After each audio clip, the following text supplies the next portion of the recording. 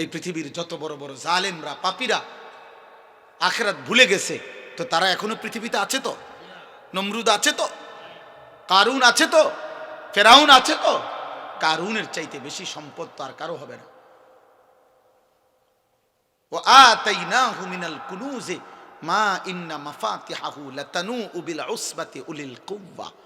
আল্লাহ বলে, কারুনকে আমি এত সম্পত্তি দিয়েছি বান্দা, শোনো, তার সম্পত্তির শুধু চাবি বহন করার জন্য 70 জন সামর্থ্যবান মজবুত যুবকের পিঠ বাঁকা হয়ে যাইত।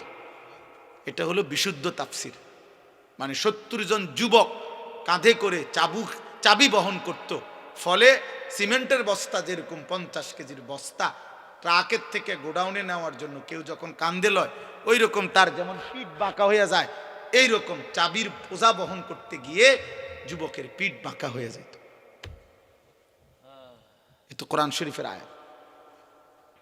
হাফিজ শব্দ লগে আছে, আমি না সুন্দর করে পড়তে পারি না। আবু হানিফ ভাই তো আবু হানিফ ভাই, আল্লাহ কবুল করে। আল্লাহ বলেন, এত সম্পত্তি আমি তারে দিছি। আর যেদিন আল্লাহ তারে বলছে, কারুন যাকাত দাও, আমি দিছি তোমারে।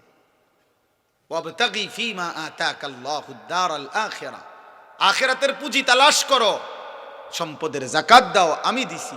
খোদার কসম, কোরআন শরীফে আছে সূরা কাসাসের মধ্যে, কারুন তখন কি বলছে? ক্বালা ইন্নামা উতীতুহু আলা ইলমিন ইনদি।